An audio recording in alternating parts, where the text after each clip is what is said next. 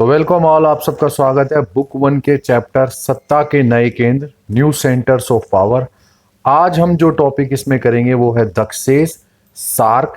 ये वाला टॉपिक पहले साउथ एशिया या दक्षिण एशिया में था, लेकिन फिर जब कोरोना की लहर आई तो उसके बाद ये टॉपिक इधर उधर हो गया और उसके बाद ये स्टूडेंट को पढ़ाया नहीं गया। लेकिन इस साल इस टॉपिक को सत्ता के नए केंद्र में या न्यू सेंटर्स ऑफ पावर वाले चैप्टर में डाला गया। तो ये टॉपिक काफ़ी इंपॉर्टेंट है और ये काफ़ी हद तक चेंज होकर आया आपके सामने। तो आपके सामने या आपके पेपर में इसका क्वेश्चन आ सकता है, तो इसको इस तरीके से करेंगे कि इसके ऊपर कोई भी क्वेश्चन आ जाए तो आप उसको डील कर सकें, उसको आंसर कर सकें और आपके मार्क्स भी फुल आउट तो फुल आए। तो चलिए स्टार्ट करते हैं आज का वीडियो और टॉपिक। तो दक्षेस या सार्क, इसकी स्थापना। सबसे पहले आपको इसकी फुल फॉर्म हमेशा याद रखनी है। दक्षिणी एशियाई क्षेत्रीय सहयोग संघ या संगठन, कुछ भी आप प्रयोग कर सकते हैं या यूज कर सकते हैं। संघ भी यूज कर सकते हैं, संगठन भी कर सकते हैं। इसको शॉर्ट फॉर्म में दक्षेस या सार्क बोला जाता है। दक्षिण एशिया के 8 राष्ट्रों, जो 8 नेशंस है, उनका ये आर्थिक और राजनीतिक संघ है, एक इकोनॉमिक और पॉलिटिकल यूनियन है या संगठन है। दक्षिण एशिया के 7 देशों ने, 7 देश कौन कौन से शुरुआत के? भारत, पाकिस्तान, बांग्लादेश, श्रीलंका, नेपाल, भूटान और मालदीव। इन देशों के 7 देशों के राष्ट्राध्यक्षों का एक सम्मेलन हुआ था 7 और 8 दिसंबर 1985 ढाका में। और उसी सम्मेलन के दौरान दक्षेस की स्थापना 8 दिसंबर 1985 1985 को इन्हीं 7 देशों ने मिलकर की। याद रखना, शुरुआत में 7 देश थे या 7 देशों के ये राष्ट्राध्यक्ष थे जिन्होंने सार्क या दक्षेस की स्थापना की। भारत, पाकिस्तान, बांग्लादेश, श्रीलंका, नेपाल, भूटान, मालदीव। ठीक है, अब चलते हैं आगे।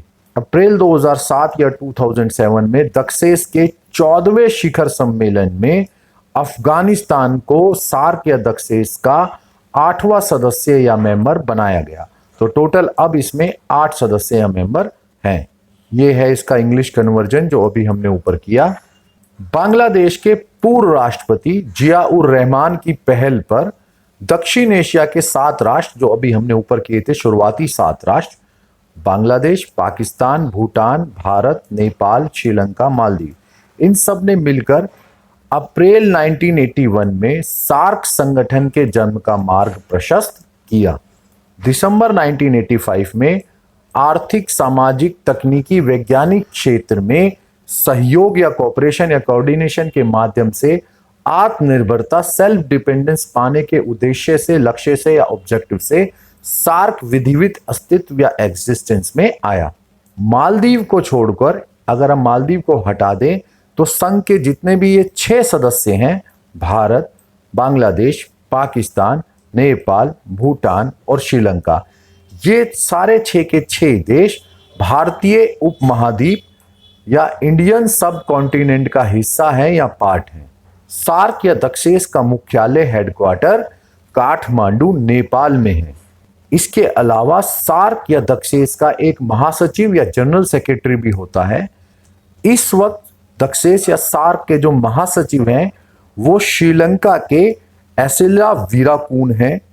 इन्होंने नेपाल के अर्जुन बहादुर थापा, याद रखना, श्रीलंका के एसिला वीराकून से पहले नेपाल के अर्जुन बहादुर थापा सार्क या दक्षेस के जनरल सेक्रेटरी थे। और अर्जुन बहादुर थापा जो नेपाल के थे, इनके स्थान पर श्रीलंका के एसिला वीराकून ने 1 मार्च 2020 को पद ग्रहण किया जनरल सेक्रेटरी या महासचिव का। तो ये है इसका इंग्लिश कन्वर्जन जो अभी हमने ऊपर किया। सार्क या दक्षेस की भौगोलिक विशिष्टता, स्पेसिफिकेशन, ज्योग्राफिकली ये क्षेत्र कैसा है।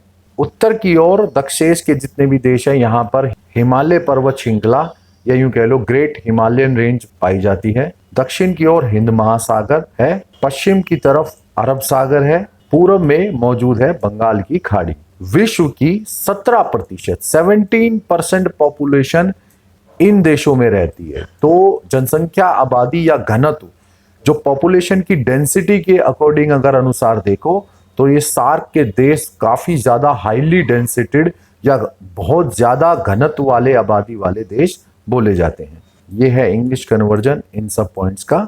अब हम आते हैं अन्य विशेषताओं पर, अदर कैरेक्टरिस्टिक्स पर। इस क्षेत्र में देशों के बीच सीमा विवाद और नदी के जल के बंटवारे को लेकर विवाद कायम है। तो ये जितना भी क्षेत्र है दक्षिण एशिया का, इसमें जितने भी देश आते हैं जो हमने 7 या 8 पढ़े, यहाँ पर इन देशों के बीच सीमा बॉर्डर को लेकर डिस्प्यूट है और नदी जो रिवर के वाटर को लेकर डिस्ट्रीब्यूशन या जल के बंटवारे को लेकर विवाद या कॉन्फ्लिक्ट कायम है। भारत पाकिस्तान को देखो तो सिंधु नदी के जल के बंटवारे को लेकर है। भारत बांग्लादेश को देखो तो गंगा और ब्रह्मपुत्र के नदी के जल के बंटवारे को लेकर विवाद या कॉन्फ्लिक्ट है।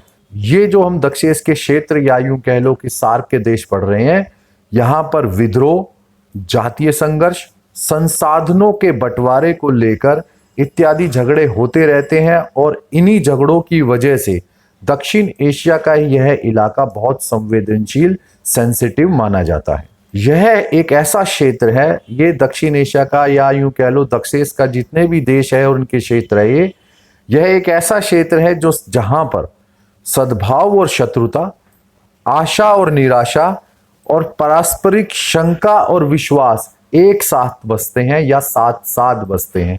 तो ये क्षेत्र में आप कह लो आशा निराशा, शंका विश्वास साथ साथ रहते हैं, सद्भाव शत्रुता ये सब साथ साथ रहते हैं। इस क्षेत्र में लोकतंत्र या डेमोक्रेसी का जो रिकॉर्ड है वो मिला जुला रहा है। बांग्लादेश पाकिस्तान को देखो तो कभी लोकतंत्र कभी सैनिक तानाशाही। इसके अलावा भारत श्रीलंका को छोड़ दें तो भारत श्रीलंका एकमात्र ऐसे देश हैं इस क्षेत्र के जहां शुरुआत से लेकर अब तक लोकतंत्र रहा है या लोकतंत्र सफल रहा है। तो ये क्षेत्र के जितने भी देश देख लो तो यहाँ लोकतंत्र का जो रिकॉर्ड है वो मिला जुला रहा है। हाँ, दक्षिण एशिया या दक्षिण एशिया की जनता को अगर आप देखो तो जनता की जो झुकाव है या जनता का जो यूं कह लो कि एक अट्रैक्शन है वो लोकतंत्र की तरफ है और यहाँ की जनता जो है लोकतांत्रिक आकांक्षाओं में सहभागी या पार्टिसिपेंट रही है। तो ये है अदर कैरेक्टरिस्टिक्स का इंग्लिश कन्वर्जन जो अभी हमने ऊपर किया। सार्क का एक सचिवालय भी है जिसकी स्थापना दूसरे सार्क सम्मेलन जो बेंगलोर में हुआ था, दूसरा सार्क सम्मेलन, इसके बाद की गई थी 16 जनवरी 1987 में। तो एक सेक्रेटरीट या सचिवालय है जिसकी स्थापना दूसरे सम्मेलन में हुई, बेंगलोर में जो हुआ था। और सार्क के इस सचिवालय का महासचिव जो होता है उसका कार्यकाल हमेशा 2 वर्ष का होता है। सार्क की संस्थाएं चार्टर के अंतर्गत अगर आप देखो तो सार्क की निम्नलिखित संस्थाओं का उल्लेख किया गया है। पहला शिखर सम्मेलन, दूसरा मंत्रिपरिषद, तीसरा स्थायी समिति, चौथा तकनीकी समितियां, पांचवा कार्यकारी समिति और छठा सचिवालय। तो ये 6 संस्थागत ढांचा जो है इसका, उसकी ये 6 संस्थाएं या इंस्टीट्यूशंस पाई जाते हैं। सहयोग क्षेत्रों का निर्धारण, सार्क अर्थात दक्षिण एशिया के 9 क्षेत्रों को इन्होंने डिफाइन किया है। मतलब जो सार्क या दक्षिण एशिया के मेंबर या सदस्य हैं, इन्होंने 9 क्षेत्र, टोटल 9 एरिया को डिफाइन किया है जहां ये देश आपस में सहयोग करेंगे। कृषि, स्वास्थ्य सेवा, मौसम विज्ञान, डाक तार सेवा, ग्रामीण विकास, विज्ञान तथा तकनीकी सहयोग, दूर संचार और यातायात, खेल तथा कला और संस्कृति। ये सहयोग के 9 क्षेत्रों को इन्होंने डिफाइन किया या 9 क्षेत्रों को सहयोग का क्षेत्र निर्धारित किया गया। 2 वर्ष के बाद ढाका में 2 वर्ष के बाद इस सूची में जो ये 9 क्षेत्र थे इसकी सूची या लिस्ट में और 3 विषयों को जोड़ दिया गया। जो 3 विषय जोड़े गए तो उसके बाद ये 9 से क्षेत्र बढ़कर हो जाते हैं 12। और ये जो 3 विषय थे वो थे आतंकवाद की समस्या, मादक द्रव्यों की तस्करी मतलब जो ड्रग्स की स्मगलिंग वगैरह है उसको लेकर, और तीसरा था क्षेत्रीय विकास में महिलाओं की, लेडीज की या यूं कह लो फीमेल की भूमिका या रोल। तो इन 3 क्षेत्रों को बाद में जोड़ा गया तो टोटल अब 12 हो गए, पहले ये 9 थे। सार्क के 7वें शिखर सम्मेलन जो ढाका अप्रैल 93 में हुआ, इसमें साप्टा को अपनाया गया। अब मैं आपको पहले बता दूं, 2 टर्म आपके सामने आएगी, एक साप्टा एक साफ्टा। दोनों में अंतर है तो दोनों को ध्यान से आपको याद रखना है। साप्टा की फुल फॉर्म है जिसमें पी यूज हो रहा है, वो है साउथ एशियन प्रिफरेशनल ट्रेड एग्रीमेंट। तो ये है साप्टा की फुल फॉर्म, इसको याद रखना है। इस पर हस्ताक्षर हुए थे 1993 में ढाका के शिखर सम्मेलन जो 7 हुआ था। इसे दिसंबर 1995 में लागू या इंप्लीमेंट कर दिया गया। साप्टा को 1995 दिसंबर में इंप्लीमेंट लागू किया गया।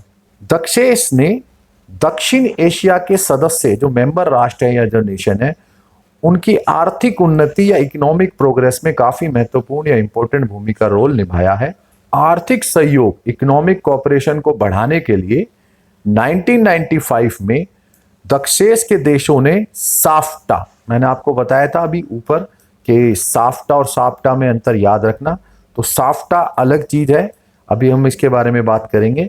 साफ्टा को 2006 में लागू करने की अनुमति दी है।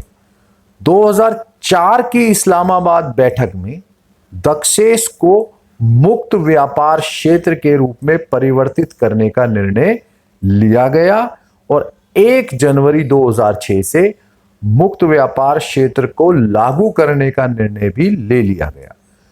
अब हम आते हैं साफ्टा की फुल फॉर्म पर। दक्षिण एशिया मुक्त व्यापार क्षेत्र, याद रखना South Asia free trade area. Area ही लिखना है आपको, एग्रीमेंट नहीं लिखना है। कई जगह एग्रीमेंट समझौता शब्द का यूज हो रहा है, वो गलत है। आपको एरिया या क्षेत्र लिखना है। तो ये हो गई इसकी फुल फॉर्म। इस समझौते पर इस्लामाबाद जो पाकिस्तान में है आयोजित या ऑर्गेनाइज एक सम्मेलन था, कॉन्फ्रेंस था, उसमें हस्ताक्षर किए गए और साफ्टा के लागू होने का समय जो इसका डेट था वो रखी गई 1 जनवरी 2006 और इसको पूर्ण रूप से साफ्टा को प्रभावी होने का लक्ष्य रखा गया 2016। तो साफ्टा भी बहुत इंपॉर्टेंट है और साफ्टा भी हो सकता है आपको थोड़ा थोड़ा दोनों के बारे में पूछा जाए। तो ये है साफ्टा का इंग्लिश कन्वर्जन जो अभी हमने ऊपर किया। अब हम आते हैं सार्क के उद्देश्य, ऑब्जेक्टिव्स ऑफ सार्क पर। पहला उद्देश्य ऑब्जेक्टिव है आत्मनिर्भरता, दक्षिण एशिया के राष्ट्रों की सामूहिक आत्मनिर्भरता में वृद्धि करना। दूसरा है जन कल्याण, दक्षिण एशिया क्षेत्र की जनता के कल्याण एवं उनके जीवन स्तर जो स्टैंडर्ड ऑफ लिविंग है उसमें सुधार करना। तीसरा उद्देश्य है तीव्र विकास, क्षेत्र के आर्थिक सामाजिक सांस्कृतिक विकास में तेजी लाना। फोर्थ है परस्पर सहयोग, सदस्य देशों के बीच बहुपक्षीय तरीकों से परस्पर विश्वास, सूझबूझ तथा एक दूसरे की समस्याओं का मूल्यांकन करना। विज्ञान क्षेत्र का विकास, आर्थिक सामाजिक सांस्कृतिक तकनीकी और वैज्ञानिक क्षेत्र में सक्रिय एक्टिव सहयोग या कोऑपरेशन कोऑर्डिनेशन और पारस्परिक सहायता में वृद्धि करना। सिक्स्थ है विकासशील राष्ट्रों के साथ सहयोग, क्योंकि हम सब जानते हैं दक्षेस के अंदर जितने या सार्क में ये देश हैं ये सारे विकासशील, तो विकासशील देश हैं, तो इन सब का यही प्रयास या एफर्ट है कि विकासशील राष्ट्रों जितने भी और विकासशील राष्ट्र हैं उनके साथ सहयोग में वृद्धि की जाए। यह है ऑब्जेक्टिव ऑफ सार्क का इंग्लिश कन्वर्जन। अब हम आते हैं सार्क के सिद्धांत पर, प्रिंसिपल्स ऑफ सार्क। परस्पर लाभ का सिद्धांत, संगठन की संरचना के अंतर्गत सहयोग, समानता, क्षेत्रीय अखंडता, राजनीतिक स्वतंत्रता, दूसरे राष्ट्रों के आंतरिक मामलों में हस्तक्षेप या इंटरफेयर ना करना और लाभ के सिद्धांतों को अपनाना सार्क का एक बहुत इंपॉर्टेंट प्रिंसिपल या सिद्धांत माना जाता है। पूरक सहयोग, इस प्रकार का सहयोग द्विपक्षीय और बहुपक्षीय सहयोग का स्थान नहीं लेगा बल्कि उनका पूरक होगा। मतलब इसका हम अगले पॉइंट में करेंगे, इसको मैं अगले पॉइंट में और क्लियर करता हूं। पुराने दायित्व की स्वीकृति, इस प्रकार का सहयोग द्विपक्षीय और बहुपक्षीय उत्तरदायित्व का विरोधी नहीं होगा, क्योंकि सार्क के देश जितने भी हैं, दक्षेस के देश हैं, ये इनमें एक तरह की म्यूचुअल अंडरस्टैंडिंग या एक आपसी समझ को इन्होंने डेवलप या विकसित किया है कि जितने भी सार्क के देश हैं ये द्विपक्षीय और बहुपक्षीय सहयोग का स्थान नहीं लेंगे। मतलब ये सारे देश आपस में द्विपक्षीय और बहुपक्षीय समझौते अलग से कर सकते हैं। सार्क के समझौते और द्विपक्षीय बहुपक्षीय, अगर ये कोई भी दो देश जैसे भारत श्रीलंका अपना कोई भी एग्रीमेंट या समझौता अलग कर सकते हैं, और भारत श्रीलंका मालदीव बहुपक्षीय हो गया, 3 देश हो गए, तो ये भी अपना कोई समझौता अलग कर सकते हैं। तो इनके उत्तरदायित्व का, अगर ये तीनों कोई भी समझौता, 2-3 देश कोई भी आपस में समझौता करेंगे, तो उसके रिस्पॉन्सिबिलिटी का विरोधी दक्षेस का सिद्धांत नहीं होगा। ये देश आपस में भी जो दक्षेस का समझौता होगा उसको भी कर आपस में निभाएंगे, और आपस में जो 2 पक्ष और 3 पक्ष समझौता है उसको भी निभाएंगे। ये आपस में कॉन्फ्लिक्ट नहीं करेंगे और दोनों अलग अलग रहेंगे। अगर किसी देश ने आपस में किया है तो आपस वाला अलग रहेगा और सार्क वाला अलग रहेगा, दोनों एक दूसरे का स्थान भी नहीं लेंगे, और इस तरह की रिस्पॉन्सिबिलिटी का विरोध भी दक्षेस नहीं करेगा। कोई भी 2-3 देश आपस में करे, लेकिन दक्षेस इसमें किसी प्रकार का हस्तक्षेप नहीं करेगा या विरोध नहीं करेगा। यह है प्रिंसिपल्स ऑफ सार्क का इंग्लिश कन्वर्जन। अब हम आते हैं सार्क के शिखर सम्मेलन पर। कितने सार्क के शिखर सम्मेलन या समिट हुए हैं, कब हुए हैं और कहां हुए हैं? तो पहला शिखर सम्मेलन 1985 7-8 दिसंबर, ढाका बांग्लादेश। दूसरा शिखर सम्मेलन 1986 16-17 नवंबर, बेंगलोर भारत। तीसरा शिखर सम्मेलन 1987 2 से 4 नवंबर, काठमांडू नेपाल। 1988 29 से 31 दिसंबर, इस्लामाबाद पाकिस्तान में चौथा सम्मेलन। पांचवा शिखर सम्मेलन 1990 22-23 नवंबर, माले मालदीव। छठा शिखर सम्मेलन 1991 21 दिसंबर, कोलंबो श्रीलंका। सातवां शिखर सम्मेलन 1993 10-11 अप्रैल, ढाका बांग्लादेश में हुआ। आठवां शिखर सम्मेलन 1995 2-4 मई, नई दिल्ली भारत में हुआ। नौवां शिखर सम्मेलन 1997 12 से 14 मई, माले मालदीव में हुआ। 10वां शिखर सम्मेलन 1998 29 से 31 जुलाई, कोलंबो श्रीलंका में हुआ।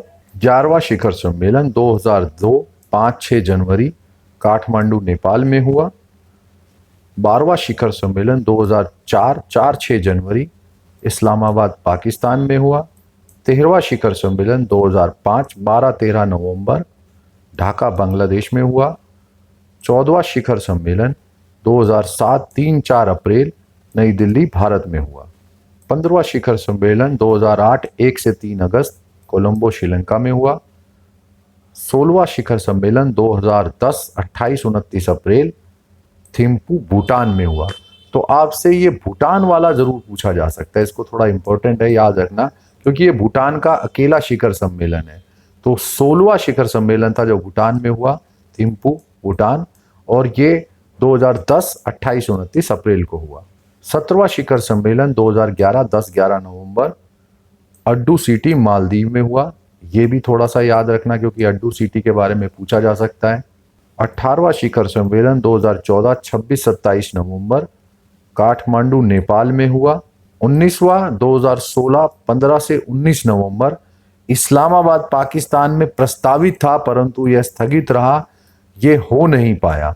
2020 20वां शिखर सम्मेलन, ये भी इस्लामाबाद पाकिस्तान में प्रस्तावित ही रह गया है लगभग, ये भी हो नहीं पाया। इसका कारण यही है कि भारत पाकिस्तान के जो कटु संबंध है वो दक्षेस को काफ़ी हद तक प्रभावित करते हैं, और समय समय पर इसके जितने भी इस तरह की कोई गतिविधियां होती हैं वो पोस्टपोन होती रहती है, स्थगित होती रहती है। अब हम आते हैं आर्थिक क्षेत्र में दक्षेस का महत्व या importance of SAARC in economic sector.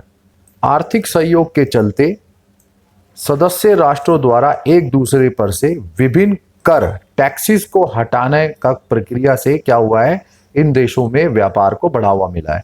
आर्थिक या यूं कह लो इकोनॉमिक एक्टिविटी या प्रक्रिया या गतिविधियां में इन देशों ने अलग अलग तरीके से अलग अलग आयात या इंपोर्ट टैक्स या आयात कर हटाए हैं। इससे क्या हुआ है, आर्थिक गतिविधियों को भी बढ़ावा मिला है और व्यापार को भी ट्रेड को भी बढ़ावा, या यूं कह लो कि ट्रेड में भी बढ़ोतरी हुई है। आर्थिक क्षेत्र में सहयोग से सार्क देशों के संबंधों में अधिक मजबूती आई है, स्ट्रेंथ आई है। एक दूसरे के सहयोग के कारण इस क्षेत्र के लोगों के जीवन स्तर में सुधार हुआ है, स्टैंडर्ड ऑफ लिविंग में थोड़ा इंप्रूवमेंट हुआ है। दक्षेस ने आर्थिक विकास को तीव्र किया है, फास्ट किया है, जिससे दक्षिण एशियाई देशों की अर्थव्यवस्था में सुधार या इंप्रूवमेंट हुआ है। ये है अभी हमने जो किया कि importance of SAARC in economic sector का इंग्लिश कन्वर्जन। दक्षेस की सीमाएं, ये बहुत इंपॉर्टेंट है आपके लिए, ये जरूर पूछा जा सकता है, और मैं आपको जो एक्सप्लेनेशन इसमें मेन पॉइंट का बताऊंगा उसको भी ठीक से सुनना और लिखना भी, अपने नोट्स बना लेना, क्योंकि अगर ये 6 नंबर में आ गया तो आपको इसको पूरा डिटेल में बताना होगा। ये जो इसकी सीमाएं हैं, इन्हीं को याद रखना, दक्षेस की कमियां भी बोला जाता है और आलोचना भी बोला जाता है। कई बार मूल्यांकन में हमें इसकी कमियां बतानी पड़ती है, तो जो क्रिटिसिज्म है, आलोचना है, वही इसकी सीमाएं भी हैं, कमियां भी हैं।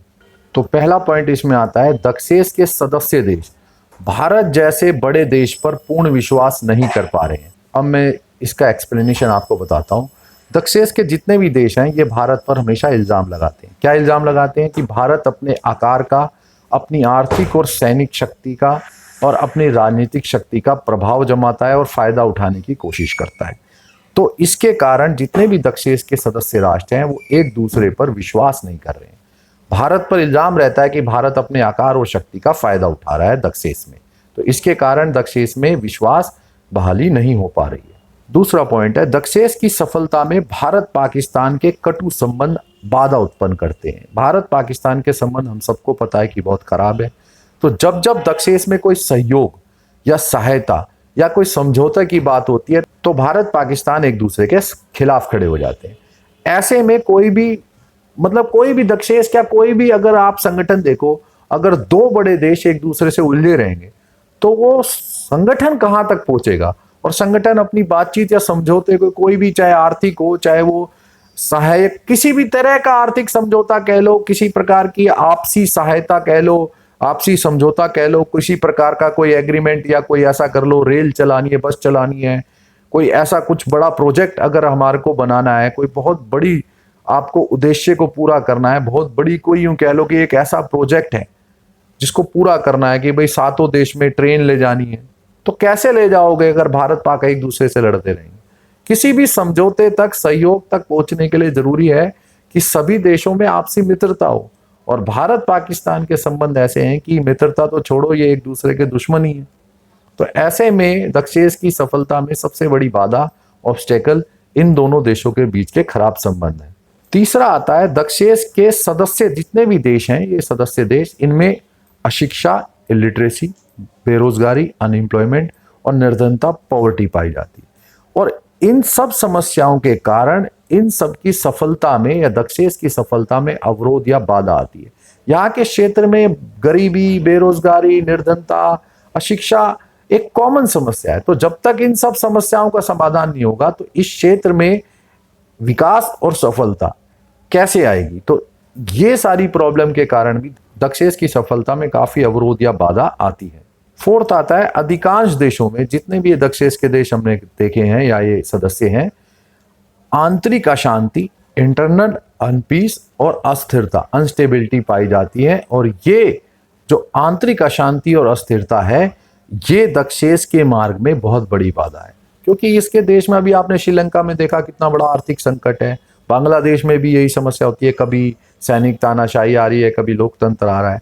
तो आप देखोगे कि जितने ये देश हैं, यहाँ पर आंतरिक अशांति और अस्थिरता, अनस्टेबिलिटी है, इसने, इन दोनों चीजों ने इसके मार्ग में बहुत बड़ी बाधा या इसकी सफलता या डेवलपमेंट में काफी बड़ी बाधा पहुंचाई है। और नेक्स्ट, ये भी बहुत इंपॉर्टेंट है, बाहरी शक्तियां।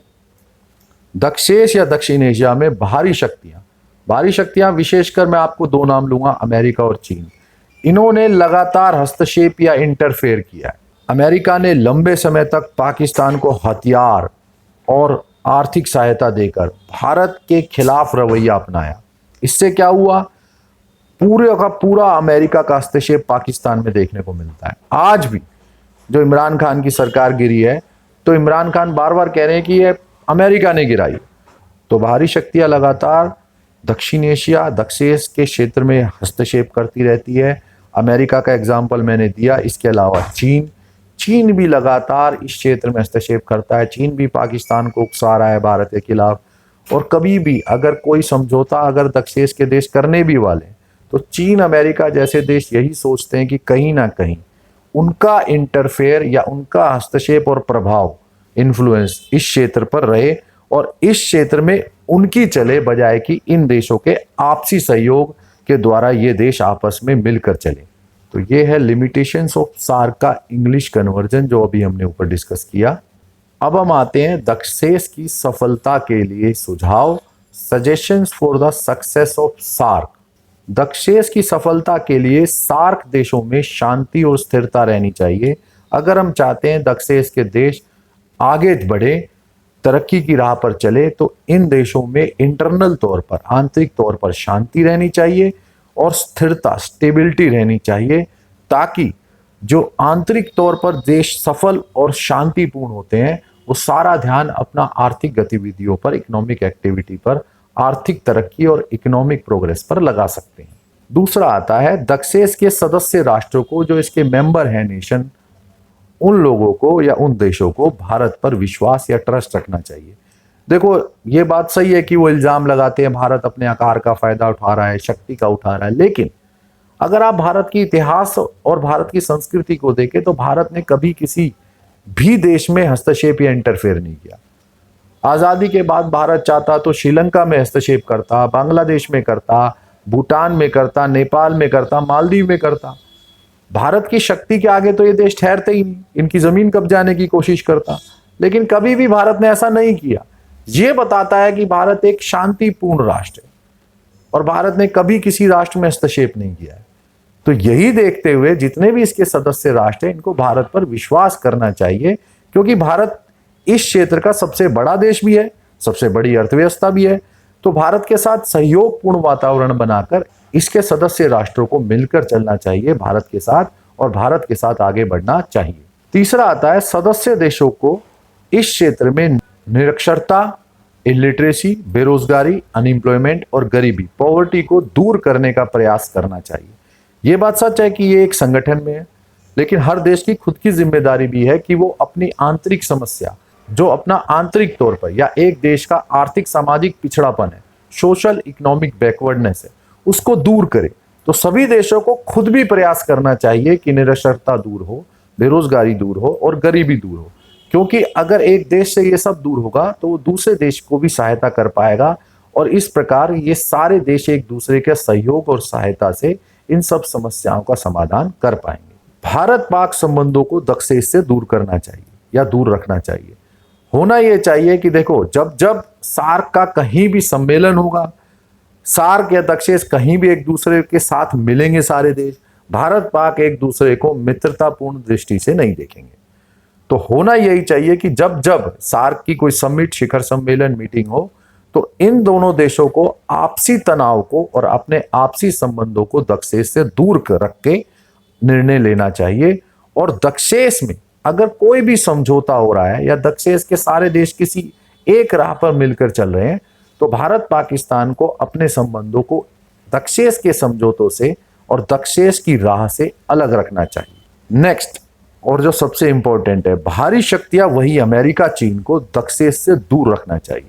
अगर हम चाहते हैं कि दक्षेस के देशों में विश्वास बहाली हो, दक्षेस के देश या सार्क के देश आगे बढ़े, दक्षेस एक महत्वपूर्ण क्षेत्रीय संगठन विश्व में बने, आगे चलकर एक आर्थिक संगठन के रूप में बहुत शक्तिशाली हो, एक राजनीतिक संगठन के रूप में विश्व में दक्षेस की काफी ज्यादा पहचान हो, तो जरूरी है कि दक्षेस के देश आपस में मिलकर चलें और किसी बाहरी शक्ति को दक्षेस में हस्तक्षेप, दक्षिण एशिया में प्रवेश या एंट्री ना करने दे, हस्तक्षेप ना करने दे, क्योंकि अगर ये आएंगे तो दक्षेस के देशों में ही विवाद उत्पन्न करते रहेंगे।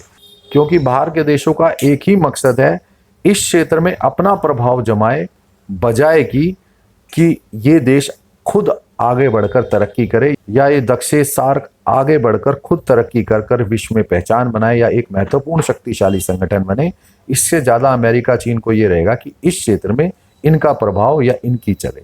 तो ये जरूरी है कि भारी शक्ति को हम दक्षेस से दूर रखें। तो ये है suggestion for the success of SAARC का इंग्लिश कन्वर्जन।